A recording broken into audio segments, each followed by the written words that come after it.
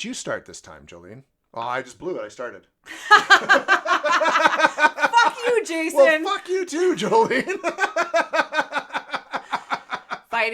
Fighting. Is it healthy? First rule of Fight Club? You do not talk about Fight Club. What's the second rule of Fight Club?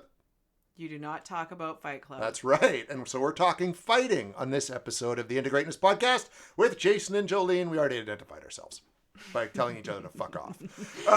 So today's episode is inspired by the new backdrop in Jason's studio here. He's got a Fight Club poster there, and we were literally just looking around the room at like, what's this topic going to be? And we were like, fighting. Healthy fighting. Because you do need to fight. People seem like, do you ever know those couples that say, oh, we never argue? Mm-hmm.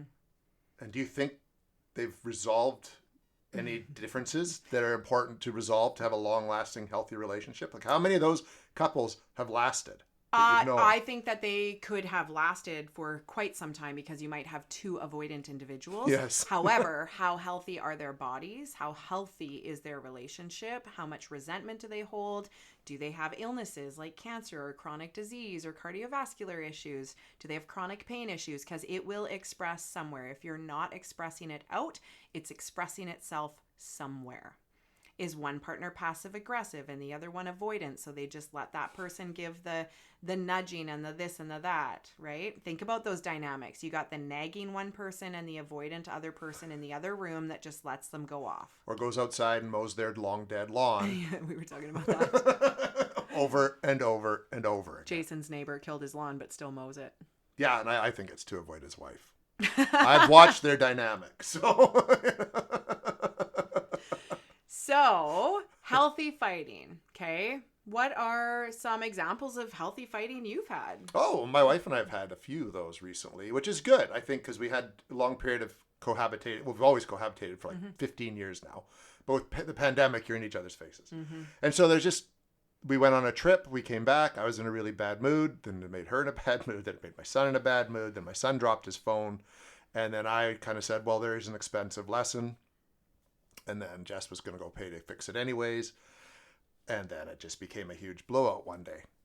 And then? And then things were fine because we hashed through a bunch of things that had needed to be talked about for quite a while. Yeah. And we've done that a few times. We haven't had a big blow, but we've had periods where it's like, okay, look, we need to talk about this. Yeah, and it's not uncommon. And I also think it's because, we are factoring so many different things in, and we're always looking for the right time to say things. And there's never a right time. But when you don't express it in the here and now and you have to table it, you got to get to it at some point. It's like leftovers, right? Like you can't eat them all at this meal, so you're going to have them. But if you leave them for too long, they go bad. Yeah, and you might have to throw the whole container out. Yeah. Okay, and that is very symbolic of divorce. Dude, that's a great analogy. The whole relationship is a container, and sometimes the whole container needs to be thrown out. So it is about opening the lid and giving it a sniff from time to time and being like, oh, fuck, okay, here we go. Yeah, so, and it's hard because a lot of people feel really guilty about those big blow-ups. And I love working on that in therapy because it's about the repair. It's about, okay, what did we each know about each other? What was happening for me in that moment? What was happening for you? And then for Griffin, it was probably a state of helplessness of like watching his two parents who are normally relatively harmonious go through this like unpredictable kind of experience and then not having control over that and the outcome of that, right? And then what his internal experience was.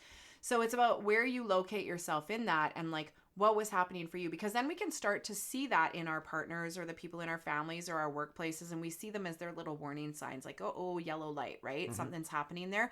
We can help them identify it, but then we're also going to gauge a little bit of our behavior around that. We start to do this from a very young age. That's social conditioning. And it can be very helpful, but it can be very harmful when it becomes our only way of interacting, is to just co-regulate and pay attention to what everyone else is doing and respond to reduce their outlash or response, right? So yeah, it's this delicate balance of when am I able to speak up and create some conflict and resolution here. And that depends on how healthy the container of the relationship is, the individual that you're delivering that to, like all the things. Go back to the boundary episodes, go back to the resentments, like all of this is in there, right? It's huge, yeah. And it's like, how well can you read that other person? And sometimes you read them really well and you still have to do it. Yeah, exactly, right? And I think it becomes, it's like it can be a delicate thing because nobody I don't think anyone really likes to fight. I don't think there's some people maybe who enjoy kind of antagonizing other people, but even those people, they like to antagonize. You turn around and you go, well, go fuck yourself. They can't handle it because they're used to just being the picker. Yeah. Right? So I don't think it's something anyone likes to do, but it's something that has to be done. A friend of mine and I of 38 years had a huge falling out earlier this year. And I figured that was it.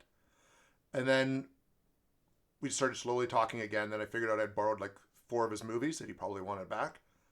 So we needed to meet. And we did.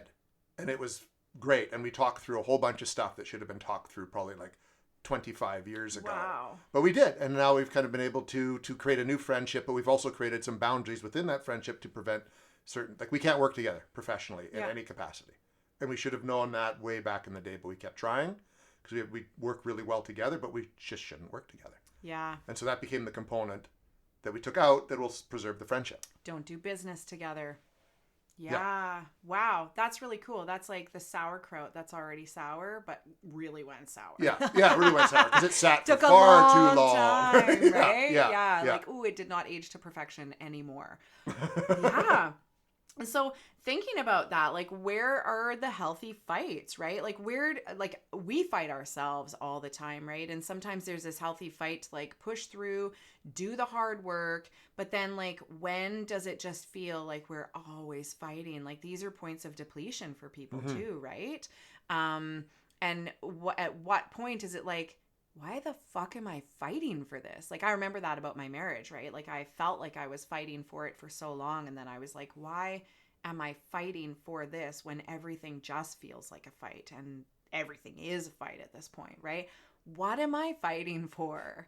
Yeah. When you look at the pros and the cons, for me, it was loyalty. It was fighting against change. It was fighting for a vision that I had already predetermined, right? It was, fighting for previous promises made, things like that, and fighting to not see everything probably the way that it really was, right?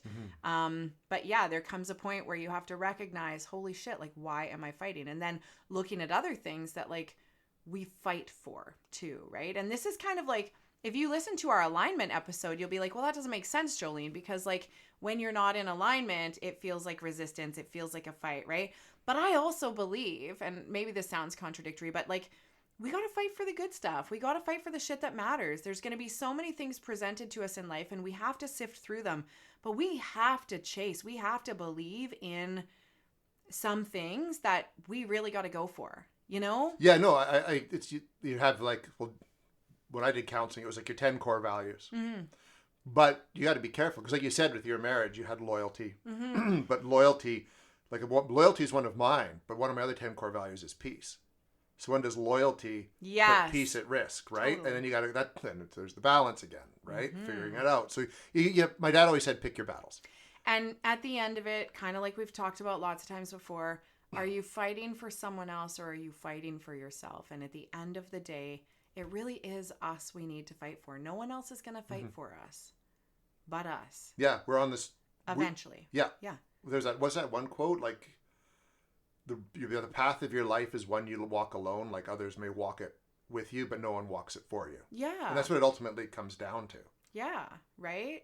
And we have all these relationships that nourish us and parents that raise us. And then we go from this point of dependence to independence to interdependence and all of that. And it's like, yeah, at what point do we remember, shit, I am the only person truly going to bat for me, right? Yeah. So that's kind of that fight for self, fight for future. And by doing that, the people around you benefit from it, right? Do you avoid fights, right? Like I'm a bit more vocal. I would have avoided them way back in the day, but like I definitely advocate for myself more. And I know when I almost am like, I don't want to say starting a fight, but creating some discord as like a protective mechanism. I used to do that all the time, right? When I sensed something and I needed to create distance, I would create distance that way, right? And I'd probably, like in what way?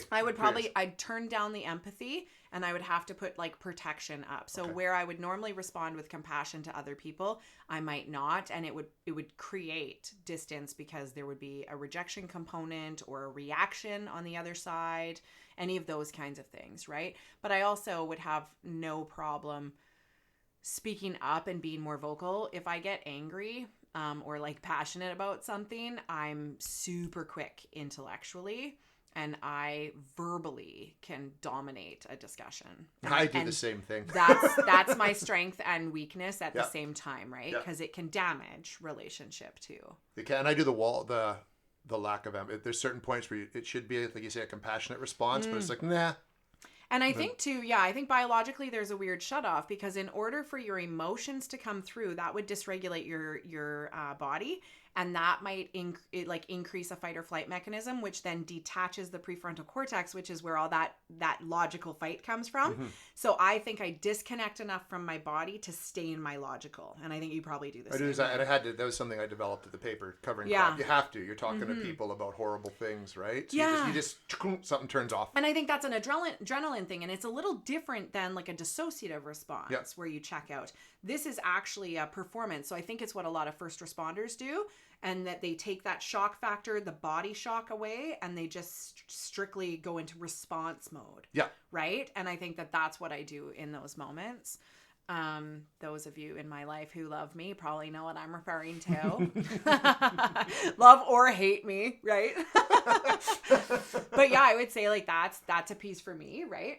I see my kids fight all the time, right? And I think that there's a lot of productivity that comes from some of that fighting because it is their way of expressing that wasn't okay. I do think socially, we encourage people to be so polite and do the right thing and this and that. But let's face it, we are still animalistic in nature, and there is a pecking order, and there's rules of dominance in playgrounds and this and that, and everyone's trying to find their space socially, and that is a natural falling into place. Like, nobody is truly equal. Like, no matter how much people want that and preach that, no one ever is. So someone's got to go at the front of the line, and someone's got to go at the back, because if you don't, you have this fucking blob, and no kid's getting on the teeter-totter or the trolley or whatever it is, the slide, right? So at some point, there's got to become some kind of pecking order of what that looks like, and sometimes they got to fight that out.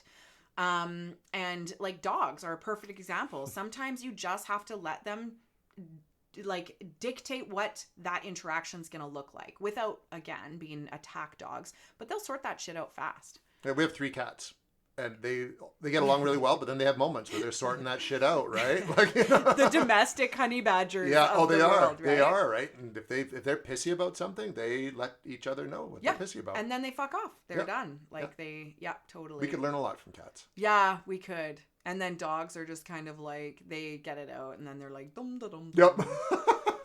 You got any? Can we go for a walk? Yep, right? I'm ready. Yeah. So, what are some of the fights that have gotten you in the most trouble? Oh man, so many. It's like, I haven't had a lot of like physical confrontation sort of fights. I remember one at the paper, and I'd had enough. And it was the first time I really stood up for myself there, because papers are a horrible environment to work in. But I'm not a Christmas person. Right? We've talked about this. And then the year that Griffin was born, I really wasn't a Christmas person, because we were sorting out his health issues and his thyroid, and it was not a happy time. Mm-hmm. So I came to work one day, and those fuckers had decorated my entire desk with Christmas stuff. They made my screensaver Santa Claus and all that, and lights and the whole bit. So I just let it go.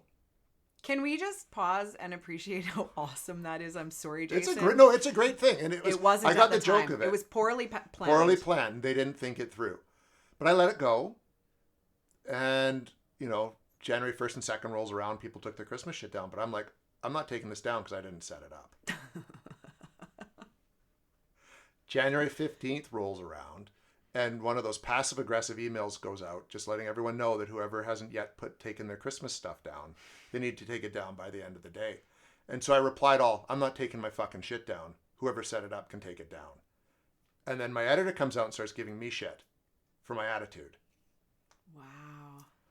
And so I was like, fine, you want me to take the fucking Christmas stuff down? I'll take the fucking Christmas stuff down. And I grabbed, there's these wreaths that were on the TV, and I pulled so hard I nearly pulled the TV out of the ceiling. I kicked the Santa Claus like across the newsroom. The publisher came out. I'm sorry, are you guys laughing? Like, he's acting it out right now. Right? But I had it. Like, I had it. And so the publisher came out and said, what's going on? So I explained it. He helped me take everything down and put it away. And the editors and everyone in the newsroom got in trouble. Yeah. Because I said, I didn't put this shit up. I didn't want it up. And I said it right in the middle of the newsroom. Everyone's watching and I'm talking to the publisher. I'm not being quiet about it. I'm sure the whole building heard. Yeah. Because I project really well. But yeah, that was... Good toe punt, too. Oh, it was. Oh, I just was so angry. Like, it was just one of those things. And actually quietly heard someone say, so maybe that wasn't such a good idea. And I was like, no, you fucking think it wasn't a good idea? No, it wasn't. Like, think. And you know, it's interesting because for you, you're such a level-headed guy that like that outburst, I think woke them all up to be like, holy shit, Jason's right. And we got to listen because it was out of character for you. So I work with quite a few of them who they're hotheads for lack of better words. And I've helped them to learn to manage those responses that would be across the board. They respond with anger first. And I was like, people aren't listening to you. I said, you have really valuable things to say. And the shit you say is so wise and will make a difference. But the minute you open your mouth, everyone stops listening because you're just the angry guy who loses it on everyone. I'm like, there's got to be a better means of delivery because you're supposed to be saying what you're saying. You just have to be heard, and you will not be heard if you're angry. I feel like unions get treated like that a lot because they are always looking for the fight against the employer. So people stop listening to them. Like, it's a good fight for the employee, but I watched a lot of, my ex was a union guy. And I watched in my government job, like the union workers, they would almost become this like, ma, ma, ma, ma, in the background. And what they were saying and their passion behind it was so necessary and needed, but it wasn't heard anymore. It was like the boy who cried wolf almost, right? So it's like, where does your fight get heard? And I was also one of those people who would verbally speak up and this and that. And then it was like, I did have to take some things to a union level that I hadn't, and that was around the harassment related stuff.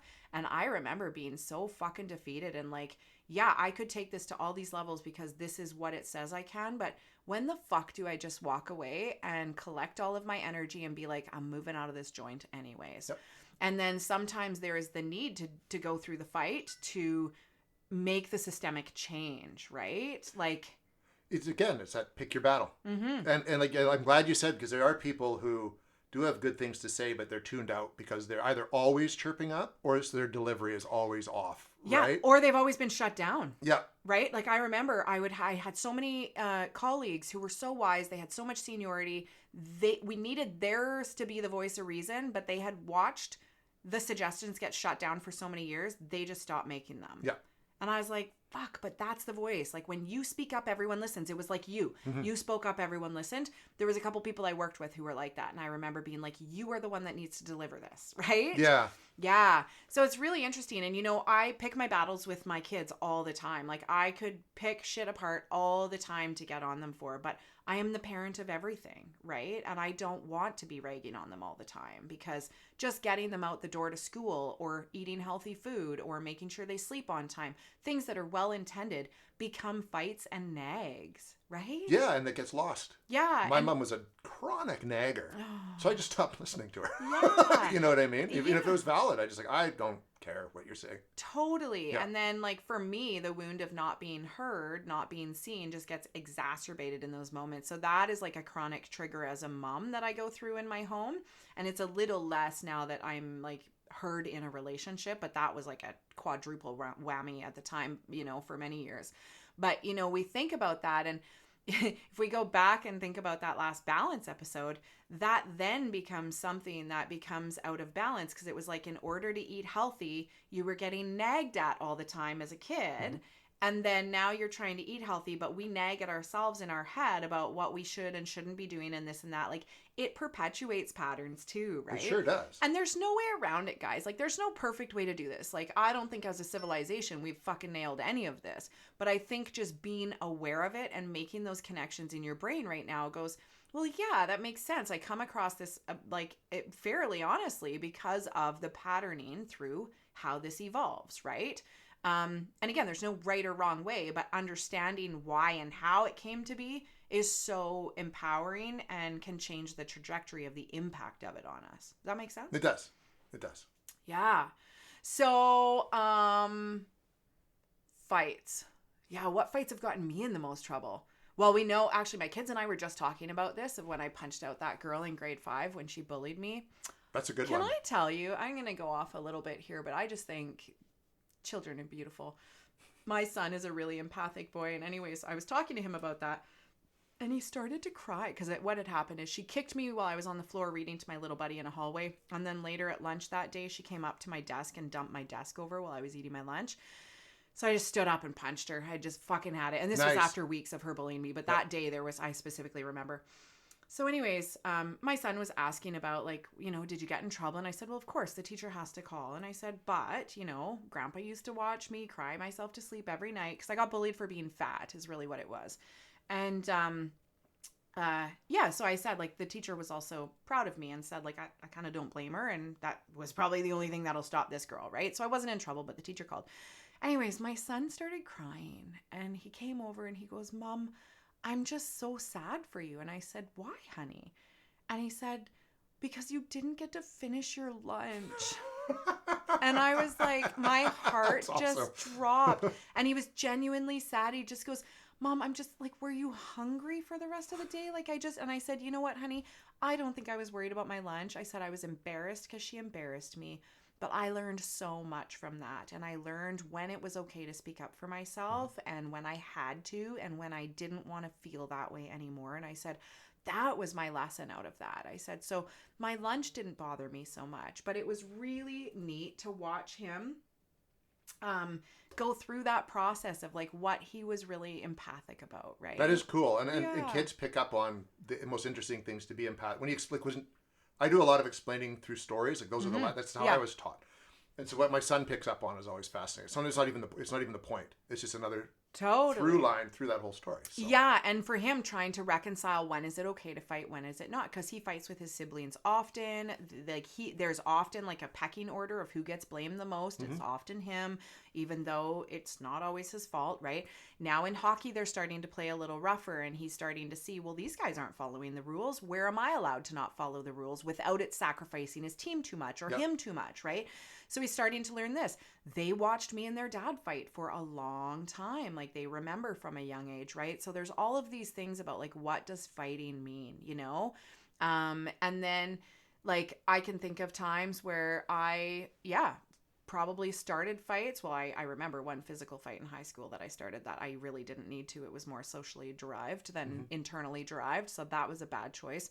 There are, arguments and fights and friendships that were totally not necessary when I look at the end of things. There were, like I talked about, intentional fights to create distance and safety in relationship, things like that, workplace fights. And then, internal fights with myself, right? Especially through the last few years of things. And then sometimes like lots of, we all have dark pockets in our life, when we talk about grief and different transitions like that in life. And there are times where you fight yourself in a different kind of way, right? Oh, constantly. Self-sabotage fights. Yeah. Like we could have a whole episode on self-sabotage, folks, right? And like the biggest one there is like, be fucking honest with yourself. Be so embarrassingly honest with yourself. And that's what I love about a lot of the safety cultivated in the sessions with my clients, because what some of my clients are able to self-disclose to me is I commend them so much, because there's so much shame associated with those behaviors, right? But there is so much power when we finally call ourselves out on that bullshit. Yeah, no, I you're right. That could be a whole other episode. And it is a sigh of relief. Yeah, to be honest. Once it's outed. Yeah. Yeah. Yeah, for sure. I think we found the next favorite episode. And we'll open podcast with the Beastie Boys. Yeah. But just enough so we don't get copyrighted. Exactly. Right? So yeah, leave comments. What do you fight about? What do you avoid fighting about? Have you had a fight that was justified or that you really shouldn't have picked that fight? Let us know. And like I said last week, we might do a whole tips viewer expression episode on the show. Yeah, going back to what we talked about before, like our body's going to fight back. Our body is going to fight what our like capacity is for it. It's going to fight back in different ways. It's going to say, hell no, I'm out, right? So if it's not you fighting, where's your body fighting? Where are other people fighting you on things? Yeah. So much. So much. We might even have to revisit this topic down the road. But First rule of Fight Club: do not talk about Fight Club. So until next week, I'm Jason. I'm Jolene. Don't talk about Fight Club.